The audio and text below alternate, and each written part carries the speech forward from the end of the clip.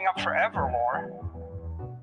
Forever? Right, I mean, right, but I mean, we can all look Bitcoin sort of as forever more. People that use fiat currency as a store of value, we call them poor. We call them poor.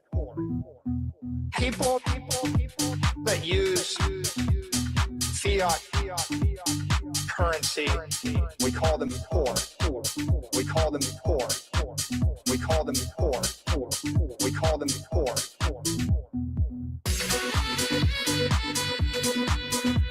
There's a name for them. We call them poor.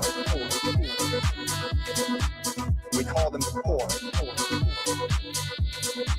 We call them poor. We call them poor. We call them poor. We call them poor. Okay. Going all in on something must take a lot of conviction. How many chairs are you sitting on right now? How many chairs are you sitting on right now? How many chairs are you sitting on right now? One. Are you all in on the chair? You put on one pair of glasses, you've got one pair of AirPods, you look at me through one screen. That's a one microphone. Like, you trust it? Is that conviction? Is that conviction? How many chairs are you sitting on right now? One.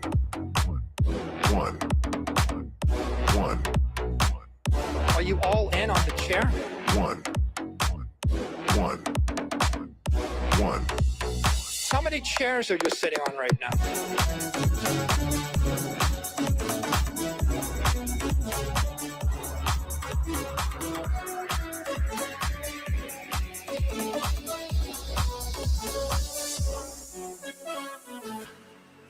If you're a rational individual, when you use knives, do you have copper knives, wooden knives, steel knives, aluminum knives, rubber band knives, diamond knives, because you're afraid to commit to the right knife? It's a tool. Seems kind of scary. Why don't you diversify? Why don't you use 10 microphones? The point really is, things in your life, did you drive in 10 cars at the same time or one car at one time? Do you drive down one street? Aren't you afraid that you're driving down one street? Do you think a different way? You know?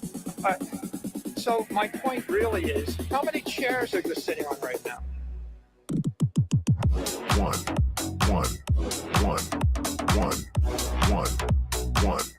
Are you all in on the chair? One.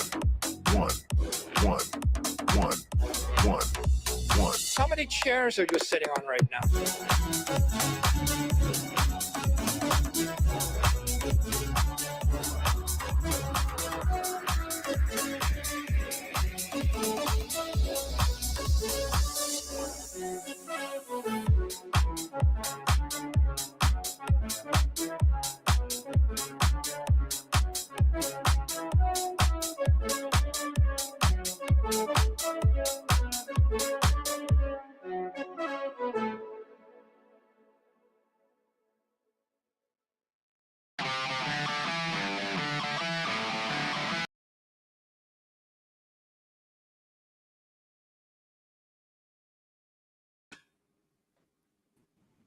Okay, good morning, good afternoon, and good evening. Welcome to the Daily Stack Macro Edition we have on Thursdays. This week, we're joined by Joe and Rob on the Infra side. We have an awesome macro show planned for you guys. We have a variety of different topics.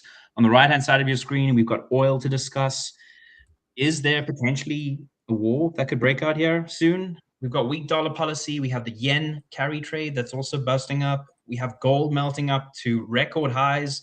And we have the singularity event that we're going to discuss as well. But before we hop in, we're first going to dive into our 10K sats Bitcoin price prediction. Pretty simple. It's called closest to the pin. All you have to do is drop in the comments what you think Bitcoin's price will be at 125 ET. So in roughly an hour from now, where do you think Bitcoin will be trading? drop your guess in the comments. One guess per person, so no Claude bots involved.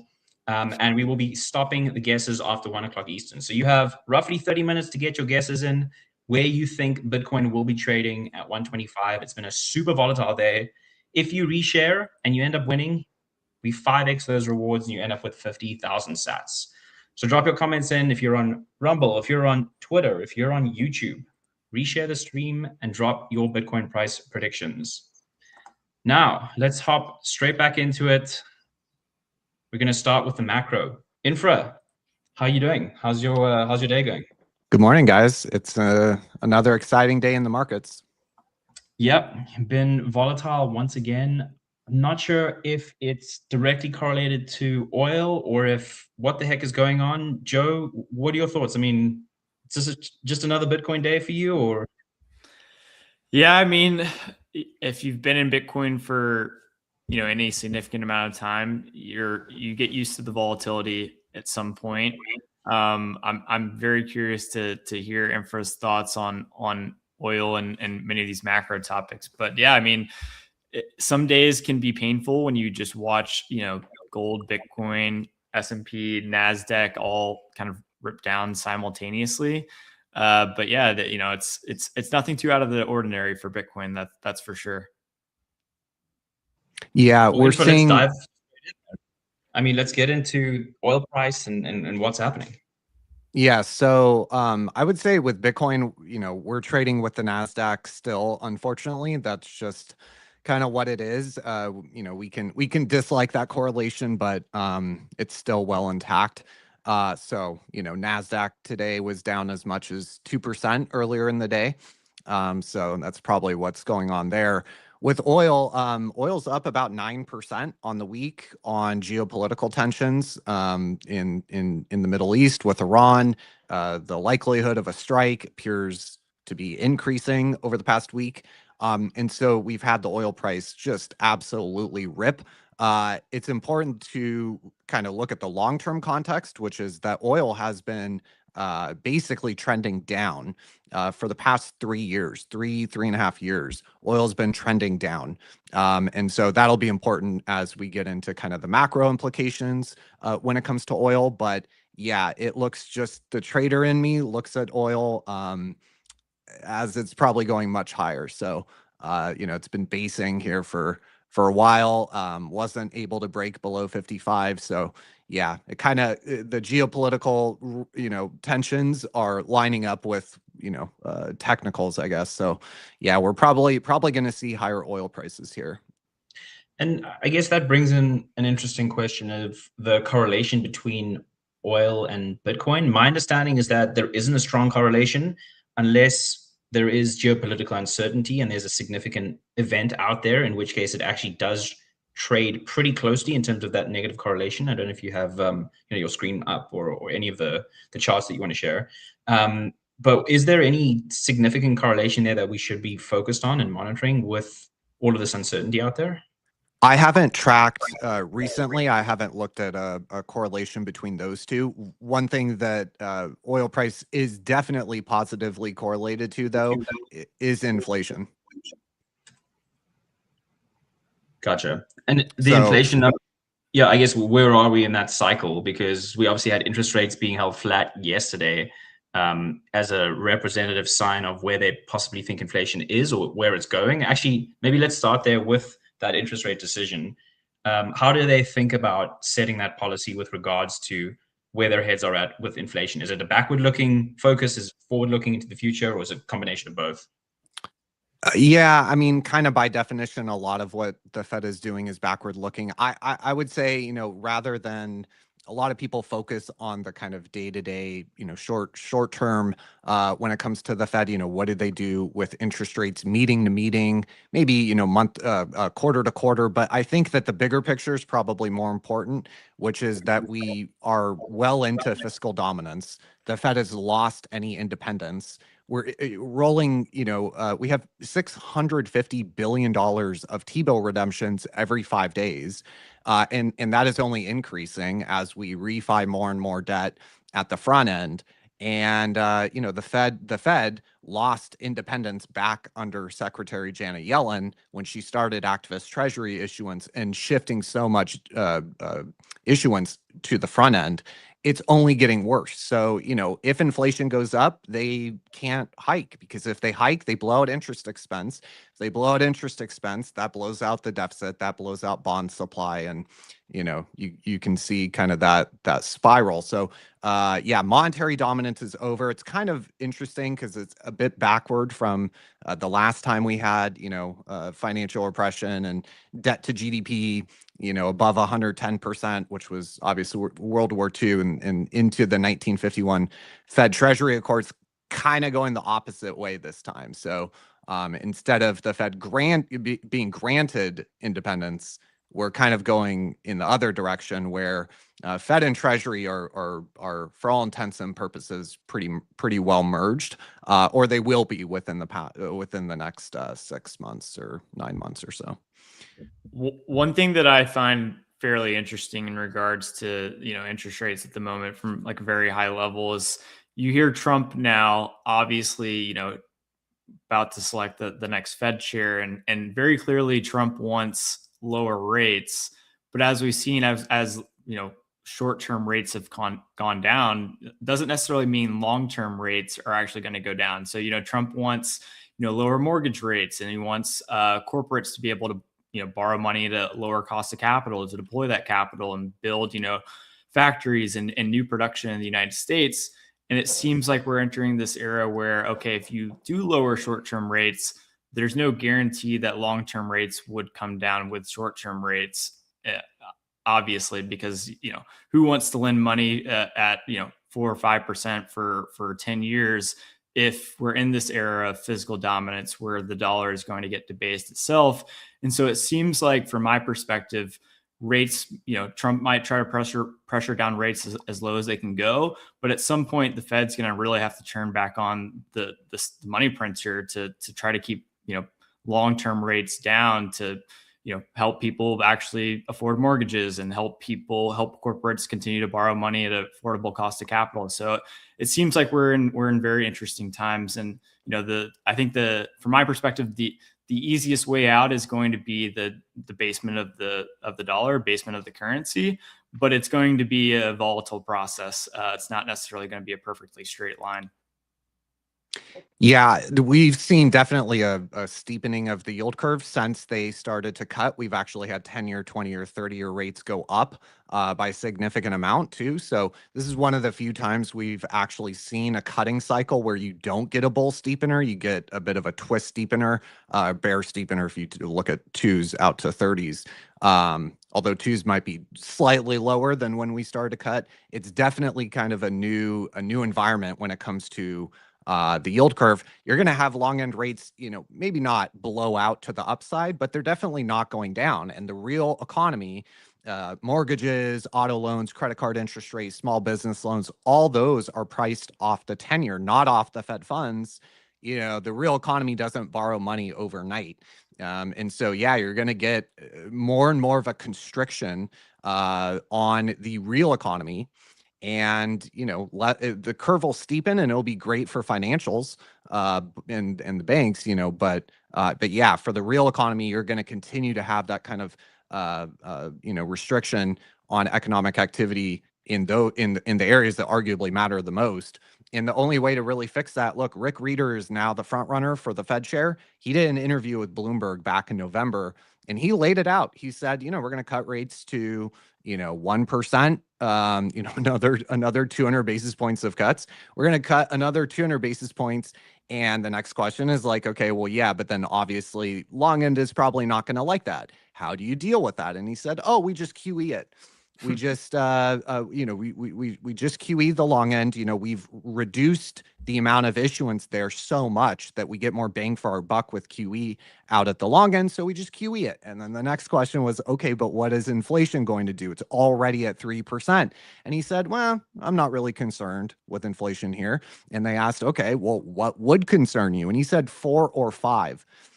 So I think that, for all intents and purposes, they've abandoned the 2% target, and it's only going to get worse. And oil could cause some issues. So here we're looking at oil relative to inflation. Obviously, there's an extremely strong correlation here with oil and CPI. So you get a spike in oil prices, you get a spike in inflation. We'll have to wait a couple weeks to see if break evens are going to move meaningfully. But generally inflation tracks oil. Oil is such a key input to basically everything in the modern economy. So, you could be talking about a situation of potentially higher rates. That is obviously an issue when you are running a 6.5% of GDP fiscal deficit, pro-cyclical fiscal deficit, and in the kind of fiscal issues that I think most Bitcoiners are well aware of, it makes higher rates, much more of an issue. And unfortunately, like Joe said, the way that they're going to deal with that or fix it is just printing even more money, expanding the balance sheet even more. Right now, it's 2-year notes and shorter, but that probably goes out to 5-year and then 10-year and then third. And next thing you know, we're buying 30-year bonds. So yeah, it's probably kind of the direction that we're headed in. So I guess on that. Sorry, go for it, Joe. I was just gonna say, like, you make an interesting point on oil and 10-year in that last chart that you guys had up. It's interesting that oil is actually like trended down basically since the end of 2021. It looks like, and yet the 10-year has gone flat to up. It's like, okay, if oil does start ripping, whether that's for geopolitical reasons or just natural scarcity that it's going to occur, inflation could actually like really take off, which could be incredibly concerning, as Infra is pointing out. Like the Fed may really need to turn on the money printer in a really big way quite rapidly, considering the 10-year is doing what it is with oil prices and energy prices like trending down. So that is an interesting chart. Well, yeah, and even a more interesting question from my side, if you just go back to the previous chart, is that relationship is now looks to be broken, right? This is a multi-year trend. This is not just a one and done 6-month, reversal of that correlation that's been significantly tight for the last decade, right? My question is, what happens if the oil price just like reverses and you see a reversion back to that 1-to-1 correlation and US yields don't stay flat or come down and they just continue spiking up as oil prices rip? It seems to be that's the kind of the concern here, right? Is that the risk? Yeah, I mean, the upside for the U.S. Treasury Department is we're not issuing very much debt at the long end. 10-year notes, we're issuing a fair amount, but we're not issuing a ton of debt 10 years and out. So, in terms of kind of the impact that a higher 10-year, higher 30-year would have on the debt and the fiscal, it would definitely cause, I mean, right now, the average interest rate on all the marketable debt, 3.3. Right? There is nowhere on the yield curve where you can issue at 3.3 or below. So what that means is that as all of this debt, which everyone knows about the 12 trillion of refinancing, that's not even that really unusual. It's that in and of itself is not really a problem. We're always refinancing debt, right? But the issue becomes you're refining at higher rates. Anything above 3.3, you're only increasing interest expense, and that's already 23% of tax receipts. If that goes up, deficit up, bond supply up, and so forth. So I also wanted to show this. So this is kind of another impact that higher oil prices could have, which is on the current account of energy importers. So I picked a couple countries here, just France and Japan, which are both, reliant on energy imports pretty substantially. But here we see that, higher oil prices, when oil prices spike, it can push them into a current account deficit. And of course, these countries are huge creditors to the U.S. You can't, as Luke Groman always says, you can't run a tractor on U.S. treasuries. You need to run it on oil. How do you finance? We have such an insane trade deficit, as we'll look at later. No one ever, most folks don't ever ask the question, well, how do you finance that? a current account deficit has to be financed.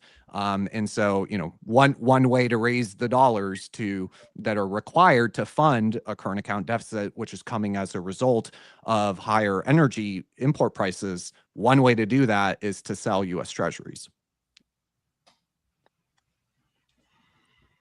Yeah. I mean, it just seems like it's amazing how all these correlations are starting to break. And it seems to be that 2022 catalyst was, I guess that was around, was that post-COVID, 12 months after COVID, or what was that catalyst that started that divergence? Yeah, I mean, it's hard to say. Probably, definitely, yeah, like early 2023. Maybe. I mean, what happened in 2022? Foreign exchange reserves of Russia were seized, aka we defaulted on U.S. Treasuries that we owed to them, that they owned, legally owned. So maybe if I had to pick, one thing that probably caused it, that's probably what I would say. But it's a subtle divergence, right? It's not there was no dramatic divergence like we saw during early April with Liberation Day, where interest rate differentials went opposite of FX exchange rates. Nothing dramatic like that. Nothing where it was a sudden dramatic sort of divergence. It was kind of one of this gradual sort of thing. And I think fiscal concerns getting priced in to the long end. Term premium, and that sort of thing. When it comes to the fiscal concerns, that's probably also, keeping 10-year Treasury yields from meaningfully declining. Yeah, I would definitely agree with the latter part that you just said there. It's like, I think the current gold bull run, you could argue, began like 2022, around that time when these started to diverge. And so in a way, it's like the world is trying to find some sort of new reserve asset, which arguably could be, something that's scarce and doesn't have counterparty risk. And so, 2020 was almost peak insanity in terms of the global debt bubble, where people, debt was being issued at practically, 0% in some parts of the world. And then 2021, we just had that blowout print. And then now, as you see in 2022, 2023, 2024, and now it's like the world is realizing that sovereign debt may not be that rock hard, solid asset that everyone, has thought it was for the last, I guess, 50 years or so. And now, the world needs some sort of new scarce asset without counterparty risk. Yeah, so I think that transitions pretty nicely into the weak dollar policy. So we should probably talk about that. Pretty monumental stuff coming out of Donald Trump's mouth, especially given the fact that, look, within his administration, you have a number of people that actually understand Dutch disease and Triffin's dilemma and some of these things that, some of us have been screaming from the rooftop for years. You actually have policymakers who understand some of these pretty complicated, convoluted sort of concepts. J.D. Vance, vice president of the U.S., pressed Jerome Powell on the downside of having the dollar as a reserve currency. This was in a Senate hearing that's still up on YouTube that people can find. You have Stephen Myron literally writing the book on how to weaken the dollar, balance trade, balance the current account deficit, and restructure global capital flows, global trade. You have Scott Bessent, who multiple times, like 3 different times in his speech to the Manhattan Institute in Q2 of 2024, mentioned a global monetary reordering. I think it was like 3 times he used that phrase. And not only that, but then said, and I want to be a part of it. So you have an administration that actually finally understand some of the issues that the U.S. is facing, that I would argue are some at the root of a lot of the kind of second and third order effects we see societally, politically, and so forth. So I think it's a huge turning point. The Washington Consensus, the kind of neoliberal world order, it appears to be cracking. And weak dollar policy being confirmed by the president, right? We had J.D. Vance, Bessent, Myron. But it's a whole other thing when the president of the U.S. goes, yeah, weak dollar doesn't really concern me. I think that it's a major turning point, and a reversal of 50, 60 years of official U.S. policy of this kind of king dollar approach, where we hollow out our industrial base, hollow out our middle class, ship all that productive capacity out to the rest of the world and buy stuff from them, of course recycling dollars into U.S. financial assets. That whole the structure of that system appears to be breaking. It's going to have massive consequences for things like gold, for things like Bitcoin. I think that is part of what is driving gold. I mean, we had the third smallest trade deficit last month, going all the way back to 2009.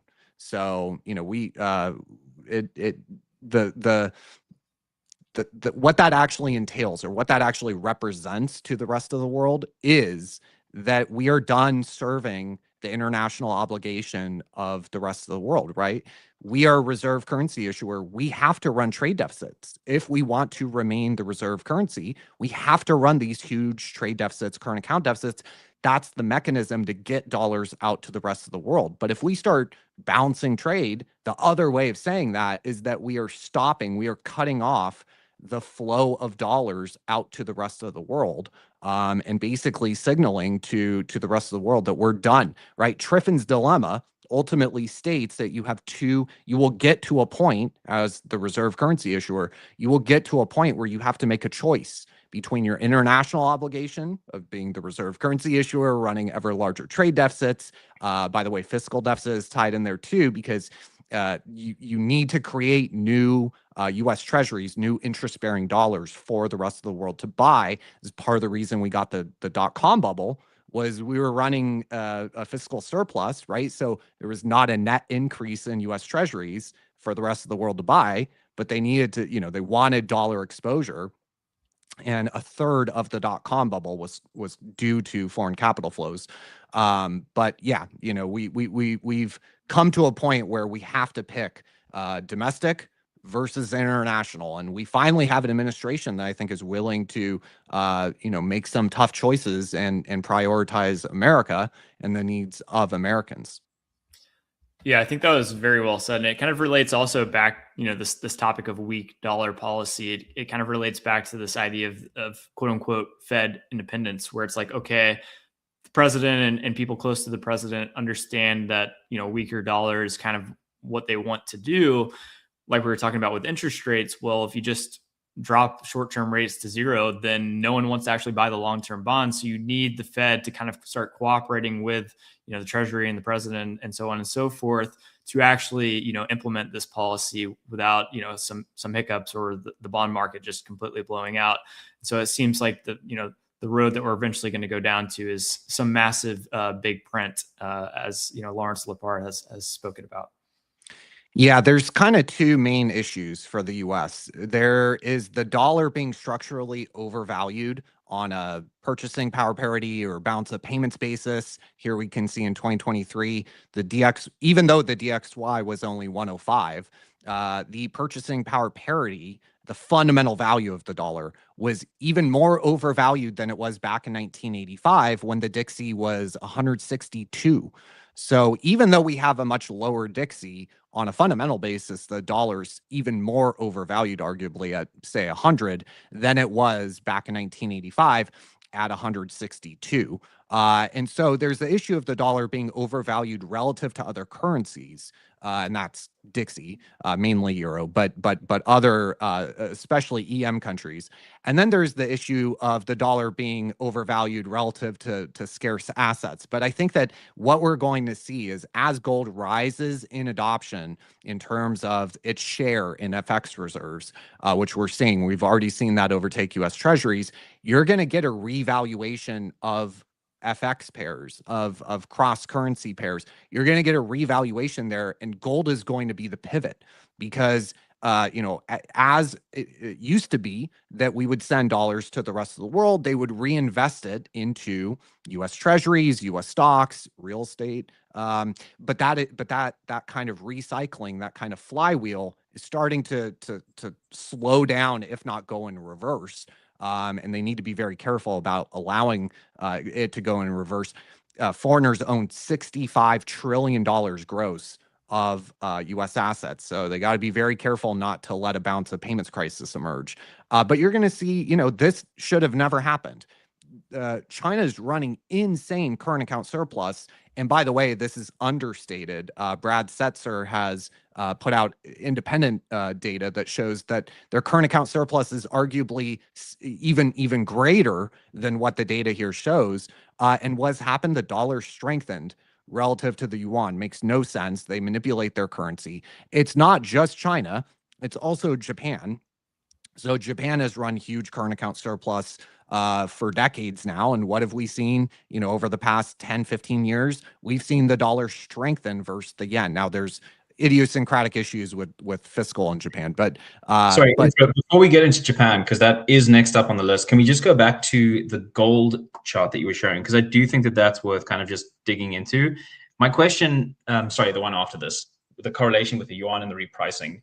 Where does silver tie into this? Because my understanding is that predominantly, like, there's a huge demand from the East for precious metals, which would also tie. And if you tracked gold on this rather than, if you tracked silver instead of gold, because you had the gold one before, I guess it would be a similar chart, right? I mean, so this is what I'm trying to show here is that when you look at the dollar relative to other major currencies like the yuan, like the yen, the dollar is grossly overvalued, despite the fact that these countries that we have run ever larger deficits and our balance of payments has deteriorated. And their balance of payments has they are running ever larger current account surplus. That was unsustainable. And so what we're going to get with the gold adoption and maybe silver one day becomes part of FX reserves is you're going to get kind of it's going to take a long time, 10, 20 years, but currencies are going to start to become much more valued on balance of payments. Which means a much weaker dollar relative to other currencies. But to Joe's point about the debt, not only do we have an overvalued dollar relative to other currencies, we have an overvalued dollar relative to the debt. So we have to devalue the debt in real terms, just mathematically, to make it serviceable without some sort of productivity miracle that comes at just the right pace and just the right intensity. So you have kind of two issues. The dollar's overvalued relative to the yuan, to the yen, to other major currencies, but it's also overvalued relative to gold, relative to hopefully one day Bitcoin. And I guess this is not necessarily out of the blue and unexpected, because if you look at Trump's previous campaign, I believe it was a similar structure in terms of the dollar's trajectory, right? It was initially sharply higher, and then it weakened over his term. Yeah, I think that's true. I've seen some charts where people kind of do the fractal with the first term. I don't personally buy into the kind of fractal theory stuff as much, but I think that they want a significantly weaker DXY, which again, remember, this is only measuring the dollar relative to other currencies. This is why I have dollar denominated in gold here, is because arguably this is the most important FX pair that no one's talking about. Not enough, too many people on Wall Street look at gold as just some asset with just some random price. And they don't look at it in this way as an FX pair. Dollar yen, right? You invert that chart, the data is the same inverted for yen dollar. So dollar denominated in gold has been absolutely collapsing. Yeah, and I mean, it looks like it's going to continue collapsing. I mean, gold has just got no filter. It does not stop running. It's the definition of a melt up. And now we're seeing it in silver, and all that's missing from the party is Bitcoin, which still trades like a risk-on asset, unfortunately. I mean, this is like the end game stuff that Bitcoiners have talked about for the entire time Bitcoin's existed. This is literally end game kind of material. We have, an official weak dollar policy. We have arguably, soon we could have something like a Mar-a-Lago Accord. I think that's looking increasingly likely. And even if it's not one official accord like the Plaza Accord was, where everyone gets together and there's one meeting, even if it's a patchwork, which I think is also possible with, one agreement with South Korea, one agreement with Japan, we'll get into the yen later, but, they need a weaker dollar. The dollar, as I showed with the purchasing power parity, is so overvalued, we will never be able to reindustrialize. And that is arguably, their primary goal here. The only way you can do that, the only way you can balance trade is with a weaker dollar, and probably a significantly weaker dollar, not only relative to other currencies, but also relative to things like gold and hopefully one day Bitcoin. On the correlation with Bitcoin and Bitcoin's performance, I've had this thought recently that, and this may be fairly obvious, but gonna say it, like, obviously in the short term, Bitcoin tends to trade as like a leveraged version of Nasdaq. In my mind, arguably it's because it trades, it's growing so fast, so it's just incredibly volatile, and it kind of just trades, generally speaking, on like global liquidity. Whereas over the long run, I would say like the correlation with Bitcoin is more like a leveraged version of gold, because effectively, if you just look at the fundamentals of Bitcoin compared to gold, obviously it has superior monetary properties. It's more scarce, portable, durable, divisible, and fungible. But also it's being adopted from zero. So it has this extra wave of adoption growth that's leading to, it being a leveraged version of gold. And so I feel like, maybe this has happened, kind of in the past, where it's like Bitcoin trades with Nasdaq and risk assets until eventually it doesn't. And then Bitcoin just rips and begins melting faces. And then it makes up for all of the, short-term underperformance that we may have seen versus gold over the last, 13 or 14 months. That's kind of a framework that I've had recently. I don't know if Infra, you have similar thoughts or not. Yeah, generally, at least I hope that's true. Yeah. We've seen, I have this kind of fear that's been developing, that the markets are looking at Bitcoin as part of the dollar complex, part of kind of the U.S. financial system, and the very complex that we're trying to separate ourselves from.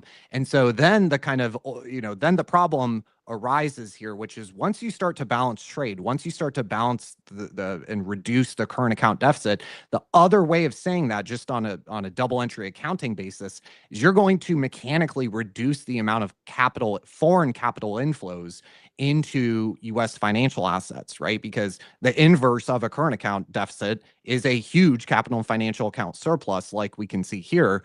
Right now, over the past 12 months, we have run a $1.2 trillion current account deficit.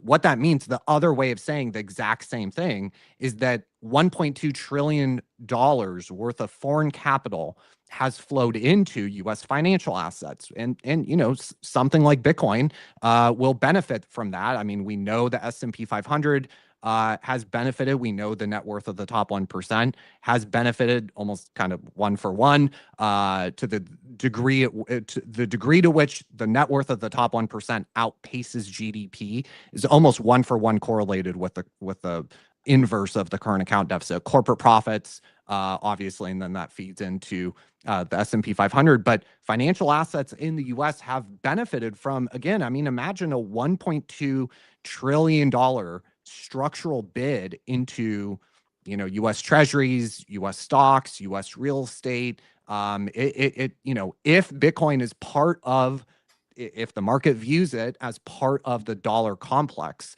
part of the kind of U.S. financial system, then bouncing the current account is going to remove a bid. I mean, we've seen Bitcoin actually track the DXY with a positive correlation over the past couple of weeks. And to me, that's concerning. I would hope that breaks. Gold is clearly trading with an inverse relationship, which is what you would expect for an asset like gold or Bitcoin. Another thought that I've had recently is like how different gold and Bitcoin, like in my sense, like the fundamental properties of gold and Bitcoin are very similar, or I think should be. But obviously, like everyone is confused, and possibly rightfully so. Like, why is it? Why do they trade so differently on short time horizons? And I think like one way that I've kind of thought about it, or something that interesting that I've seen is like, people will talk about the bid from gold is coming from China or the East rather than obviously the US and whatnot.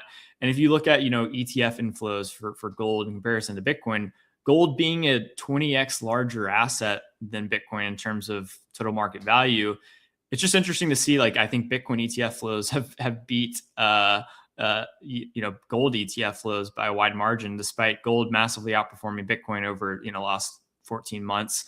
And gold being such a significantly larger asset, I guess it probably has something to do with capital not entering the United States, kind of like you're mentioning. But I just find that being so interesting, how like if you look at the quote unquote like flows in the United States, not much capital is actually flowing into gold, or it's hard to see it flowing into gold, despite gold, the total market value of gold growing by trillions and trillions of dollars in a relatively short period of time. I think a lot of that is due to the nature of that structural bid, though. And we always talk about this, the bid underpinning, who is that marginal next buyer of Bitcoin? For better or worse, I think you could argue that the market doesn't view Bitcoin as part of this dollar complex. Because if there was, then there would be a much stronger underlying bid from not necessarily institutions, but from kind of central banks and the real big players in the game, rather than just, large institutions who are acquiring Bitcoin ETFs, which is obviously the first step in all of this, but we could argue that we're not there yet.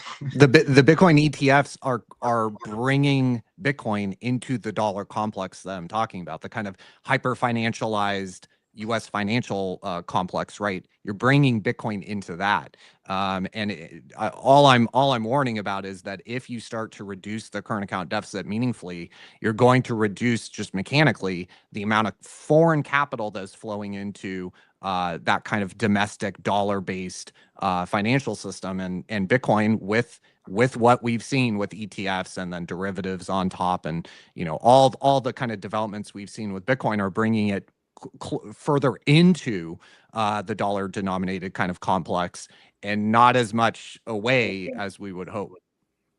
And I guess on that note, do you think that the foreign bid the foreign bid must be stronger? You mentioned that a third of the performance for the .com boom was attributable to this foreign capital that came in. It must be substantial. And if that's the case, then you could ideally, mark a case for not wanting to go the ETF route. If you are bringing it into the US system, you'd rather focus on the opposite, right? Or you would just build more derivatives products and you would make it more available to outside capital as well. Like how would you think about balancing those? I'm not really sure. Yeah, I think unfortunately, what we need is for the rest of the world to wake up to what Joe was saying earlier. The properties of Bitcoin make it an ideal global reserve asset, right? Which is what gold is surpassing U.S. Treasuries is in that kind of global reserve asset. If you are running a huge current account surplus like China, Japan, you have more wealth flowing in your country than flowing out. You need to save and store that value. That's FX reserves. And for a long time, it was recycled back in U.S. Treasuries. But in a world of de-dollarization and a weaker dollar, and smaller current account deficits, at least from the U.S., gold has been the neutral asset that those central bank FX reserve managers have been choosing. What we need is for those same FX managers to, sitting on the desk at the central bank, we need them to wake up to the realities of the properties of Bitcoin, because arguably it makes Bitcoin does everything that gold does, but better. So, my hope, at least personally, is that over the next decade, we start to see more of that, because once that happens, it's off to the races. It's really off to the races. Yeah, I think I always push back on that, because usually the path of least resistance is for those individuals who are underlying their structural bid is to continue doing what they have done for the whole of their careers, which is buy gold, essentially, right? And for them to switch over to this new mindset of thinking about Bitcoin as a replacement to gold is not something that is easy, and it takes a lot of time in order to do that, which is for sure everyone's waiting for, right? For sure. To have that, for sure. That moment. But that friction is huge to move away, like your career risk, your habits, everything that you built into your daily life in order to continue operating on a day-to-day basis is based on the existing ways of doing things. Yeah, it's not gonna happen in the next year, 2, 3, 4. It's gonna take 10, 20 years for that sort of thing to occur. But I have a very long time horizon, a very low time preference. So I'm willing to wait for that.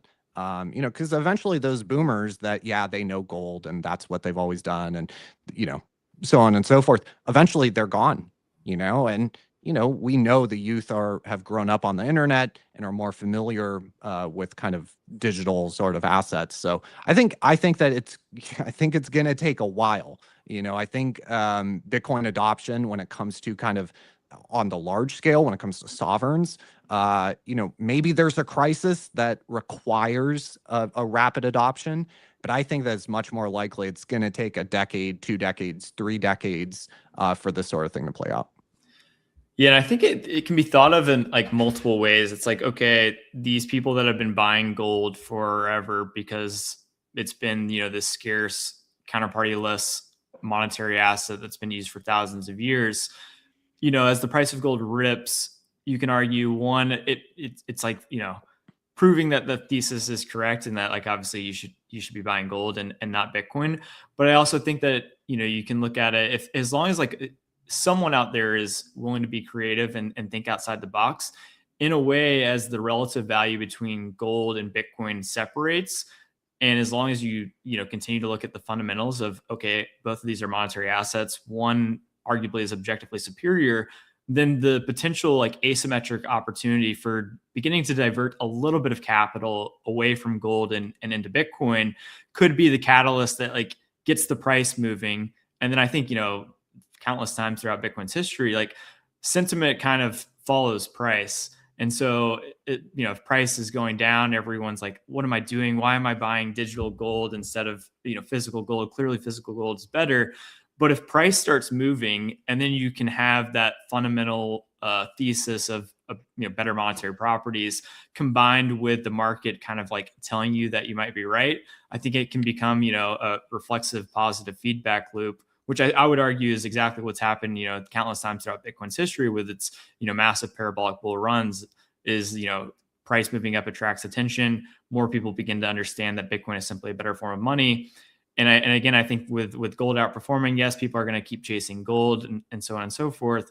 But at some point, someone is potentially smart enough or willing to take the risk, their career risk or whatnot, to begin allocating a little bit of capital into Bitcoin. And if it's actually better, then that could kickstart, a pretty massive bull market. Yeah, I totally agree. I think that it's the sort of thing right now, sentiment is so bad.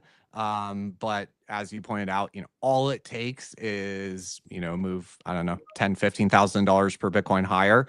And that sentiment will flip on a dime. And you'll see, we will return very quickly to the kind of bull posting and bullish sentiment that we had.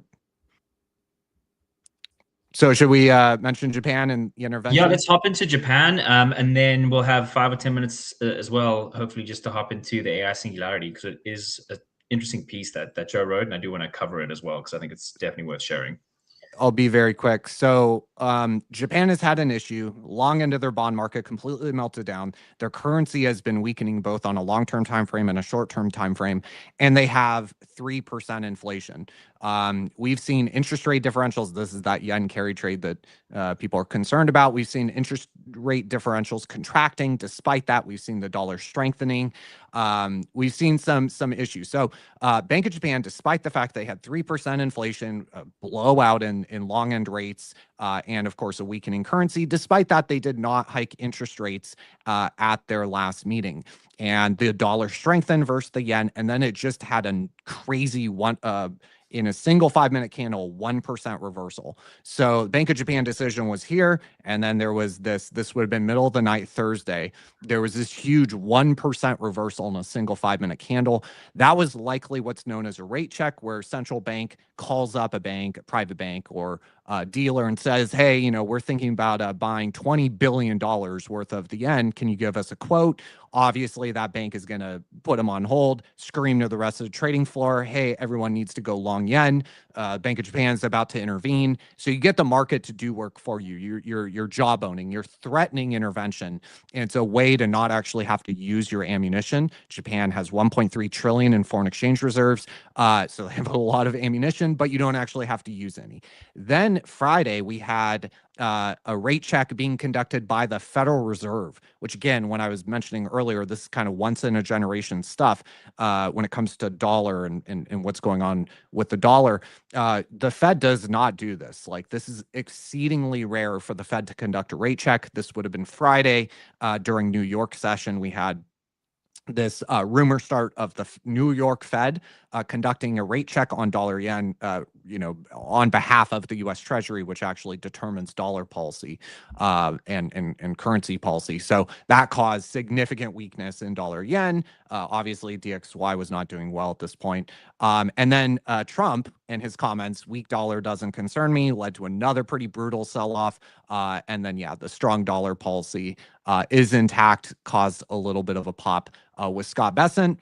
And here are prior interventions. So generally, when the Bank of Japan has intervened, it's in the size of about 100 billion US dollars. They're very, very large interventions, and they can cause large moves. So the pink lines represent periods of time in which the Bank of Japan has intervened. You can see some pretty large moves in dollar yen. The purchasing power parity fair value for dollar yen is 115, which is down here. And so again, if they were to intervene, what that entails, not job owning, not rate check. If they actually intervene, they're selling out of their foreign exchange reserves, the vast majority of which are U.S. Treasuries, dollar-denominated assets. They're selling those assets, raising dollars, selling the dollar to buy the yen. That is kind of the order of operations for a currency intervention. Again, they've done it many times before. I think that they have coordinated. This goes to the Mar-a-Lago Accord, currency reordering, monetary reordering. I think that Scott Bessent has an agreement, right? The Bank of Japan doesn't like to do a currency intervention just willy-nilly. I think that, Scott Bessent wants a weaker dollar. The administration wants a weaker dollar. I think that there were, I think it was done in concert. Obviously, I mean, we had the Bank of Japan conduct a rate check, and then like 8 hours later, the New York Fed conducted a rate check. Highly unusual for them to do that. I think that there's an agreement with South Korea. We've also seen talk with U.S. Treasury Secretary and in regard to the strength of the currency and the exchange rate there with the South Korean won. And I think that it's also with Japan as well. So, that Scott Bessent doesn't want the Bank of Japan and Ministry of Finance to be just dumping U.S. Treasuries, because that's going to create issues here with higher rates and, disorderly sort of moves like we saw in July 2024, or April 2024. So, yeah, I don't think that they are. I think that Scott Bessent would prefer if it was not actually a full-blown currency intervention, and if they were able to kind of jawbone rates lower. But, if they do have to intervene, it'll entail selling dollar-denominated assets to raise dollars, to sell the dollar, to buy the yen. So ideally, you would think, or objectively, you would think theoretically, Bitcoin would rally very hard because the Dixie, the dollar, relative to other currencies, would be weakening. But, it's kind of not what we've seen. So on to AI and productivity. Yeah, I mean, look, there was a lot. I mean, there was a lot there, and that was fascinating. I'd actually like to go back to that if you don't mind, just because it's so interesting. Sorry, Joe, but this is really some cool stuff. So run me through the playbook again, because you mentioned South Korea. So it starts off in South Korea, then it turns around. Then Scott Bessent turns around and says, "Hey, I don't want you guys dumping a ton of these. I don't want you strengthening the dollar, essentially, because I want a weak dollar." He then 5x's or re-ups the Japanese $20 billion intervention, and comes up. The New York Fed then rips $100 billion. They threatened it, at least. I don't know if they actually went through with it, and all of this unravels. So what did I miss there in that series of So South Korea is a separate issue. South Korea, you can find reporting if you Google, South Korea dollar exchange rate, currency strength. Those terms will probably bring up the articles. This goes back like a year. There's been substantial reporting that Scott Bessent has been talking about to South Korea about currency issues, I guess you could say. So that's a separate issue. What happened with Japan is likely the Bank of Japan conducted a rate check in the middle of the night, Thursday night, where they threatened to conduct an intervention. They threatened, to buy, I don't know, $20 billion worth of the yen. And that got the market to, the market tried to front run that. And that is what caused a weakness in the dollar or strength in the yen, is that you kind of threatened and got the market to do the work. Then the New York Fed on Friday morning, the New York Fed at the behest is actually not the Fed that sets a currency policy or dollar policy. It's actually the Treasury Department. So Scott Bessent would have instructed the New York Fed, which is the operational arm of the Federal Reserve, to conduct a rate check. And that's what happened Friday, where we saw a dramatic weakening of the dollar, strengthening of the yen. Crazy. Amazing, all these backroom deals that happen. And I guess you just look at the market's reaction to it in order to decipher what actually went down. Right? I mean, there's no there's no way anyone gets a heads up for any of this. Otherwise, the market's already trying to front run it through their, I presume, algo trading, right? On the dollar yen side. Yeah, well, I've traded prior interventions before. The yen is something of a good luck charm for me. I'm 3 for 3. So yeah, I've traded this before, and it seems that they have a very particular way about intervening, where they intervene. As a trader, it's interesting where they choose to intervene, because it's like, oh, well, if you're trying to get the most bang for your buck, number one, you're going to do it, on a Sunday afternoon, illiquid market. But you're also going to do it to hunt stop losses, right? And try to do some of the same kind of market maker tactics, right? To get more bang for your buck, to, trigger a bunch of stops and stuff. So like where the Bank of Japan actually does choose to intervene is quite interesting. They're trying to be efficient. And the people that sit on these desks, just because they're a central bank, the central bank, Fed, Bank of Japan, they have those PhDs, right? The academics that don't know anything about markets, but they also have trading desks. The New York Fed has a huge trading desk, and those guys are arguably probably some of the most experienced traders in the world. So they're not dumb when it comes to trading, because at the end of the day, that's what these interventions really are, is you're going into the market and conducting trades. Yeah, fascinating. Awesome. Well, let's hop into AI and productivity and Bitcoin. I guess this is, Joe, this is your area of expertise. Let me see if I can bring up a quick screen share of the article that you wrote, I believe, at the beginning of this year. Was this in Jan this year or Jan last year? This year.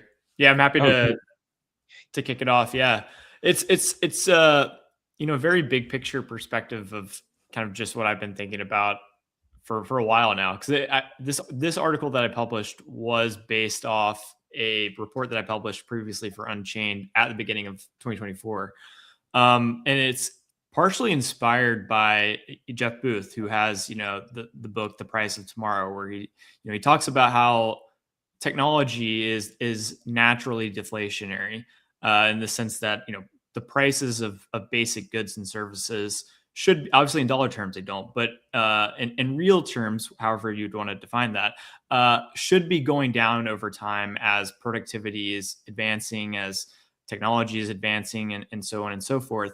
And this is kind of, this article that I published here kind of takes the Jeff Booth thesis one step a little bit further, where it's like, okay, not only does advancing productivity and AI and robotics and whatever else decrease the real cost of basic goods and services, but I argue it actually should be deflationary, or decrease the cost of producing our store of value assets today in the traditional world. And so, like an example that I've kind of been focusing on recently is gold, because the price of gold is ripping. But arguably, if you go back and look at, and I think there's like a chart in this article, kind of looking back at the last 200 years of the supply of gold, you can see that it's actually growing at a fairly exponential manner. Yes, it's slow, but if the supply of gold does increase by roughly 2% per year every year, that's kind of an exponential growth rate over a long enough period of time, right? And so this idea of advancing AI, advancing productivity doesn't just make our basic consumer goods cheaper, but it makes our store value assets cheaper, whether that's gold, whether that's housing, if we have, the ability to advance and accelerate construction, or, over the years, we've been able to build up, 200 years ago, you couldn't really build a very tall building. Now, you can build a very tall building. And then also there's parts of this place called Palm Jumeirah where they've actually built, they've actually created land that's, effectively beachfront property. So like human ingenuity is becoming incredibly intelligent, and like we're getting smarter and smarter, and we're able to create more and more of these traditional store value assets. In my mind, the obvious solution to this is a perfectly scarce asset that cannot be created. You can't create more of, and I think that's obviously Bitcoin. And so it's kind of this, as we approach this period of abundance, which people like Elon Musk and others might be like, okay, if we reach total abundance, we actually don't have a need for money. And you can argue whether that's necessarily true or not. But I think as we approach this concept of total abundance, which may or may not ever really exist, you need the store of value asset as we're moving in that direction. And I think as we move in that direction, our traditional store of values are faltering or will falter. And Bitcoin being this one store of value that you cannot create more of, no matter how intelligent you are or how much energy you use to try to mine more Bitcoin, you can't make more of it. And so it's kind of this idea of the singularity as, Bitcoin being the place where you can store capital, where no matter how smart humanity is or how much energy humanity can command, we simply can't create more Bitcoin. Yeah, no, I did read the article and thought it was great. We'll drop it after the stream just so everyone can get a taste of it. But I did want to ask you a couple questions here, because there's, I guess, externalities that weren't necessarily explicitly covered. Things like, the cost of energy and electricity trending down over longer periods of time. And obviously with, the hash rate being such an important part of the Bitcoin security, curious as to how that fits into this thesis over the long run. Because we are seeing that's really the bigger game here, is how do you get cheap electricity? And over longer periods of time, I do think that's going to continue to trend lower. Yeah, I definitely agree that electricity will continue to be, will produce more and more energy more than ever before. And I think that's going to be a great thing for, the goods and services that can be produced. And I think that's probably also going to mean hash rate likely keeps going up for similar reasons, right? We're able to create more efficient ASICs. We're going to have a lot more excess energy that, is just kind of sitting there or doesn't have an immediate use case. And I suspect a lot of that will be directed toward Bitcoin ASICs that are just sitting idle. And all of a sudden, if there's excess energy, Bitcoin ASICs will be there to, take that excess energy and turn it into absolute scarcity. So yeah, I definitely agree that like energy prices, not in dollar terms, but measured in Bitcoin, will likely continue getting cheaper and cheaper over the long run. Yeah. So I read the article too. It's great, Joe. My concern with this kind of abundance theory that I forget the Elon Musk and some of those sort of folks are advocating for is that we've seen where productivity gains flow, and it's not to the average American. So how do you see that reconciling? I mean, it's pretty clear, at least, going back the past 60 or 70 years, it's pretty clear they haven't flowed to the median American. But does that get worse? Does that get better? Because if it gets worse, then we're probably going to have, political populism, political extremism, and violence, and, things that we don't want in our society. Deaths of despair already 3x what they were during the Great Depression, for example. Yeah, it's a really great question. And I mean, obviously someone like Elon would say, okay, well, that's why we're going to enter this, period of, or it's going to be popular and, easy to have universal high income is kind of the framing that he says to, solve the unrest that may be occurring. Because I do agree, generally speaking, that it's going to become like the haves and the have-nots probably will continue accelerating. and Bitcoin will just become, part of either you have Bitcoin or you don't have Bitcoin. And if you're benefiting from it, then, you probably have a lot of Bitcoin, and, the remaining people may not have much Bitcoin at all. And if AI becomes incredibly intelligent, then it kind of devalues labor relative to capital. And if labor is devalued massively relative to capital, or not even like hardly relevant anymore, then like economic mobility might be almost nearly impossible. And I don't even know if there's necessarily a good way to fix that, because that might just be how it plays out. Now, like, I feel like we're getting pretty futuristic on what that might mean for the world and Bitcoin. But I think if we do get into this era of extreme abundance, soaring asset prices, and Bitcoin gets included in that, and the AI is kind of like eating the moats of traditional companies. It's eating the moats of gold by enabling humanity to mine more gold. It's eating the moat somewhat of real estate by building more houses, and capital is actually flowing into Bitcoin. Then I think Bitcoin's probably going to keep going up, and populism might continue rising. And I would imagine that policy for some sort of like UBI might become more of a reality than people might expect. And if it happens really fast with AI or Claudebot or whatever else, then it could be a volatile period for sure. I definitely think that's the case. How do you see it? How do you see, the deflation from tech and obviously AI? I think the productivity gains from AI are going to be even more significant than other technological advancements. Deflation and a highly levered debt-based monetary system don't seem to work together. They seem to be mutually exclusive with one another. So do you think that how does this play into the fact that, the fiscal concerns we were talking about earlier, and arguably the need for the U.S. to dramatically devalue their debt in real terms before this wave of deflation actually hits? Because in deflation, generally what you want to own is interest-bearing dollars, and so U.S. Treasuries. So how do you see all that playing out?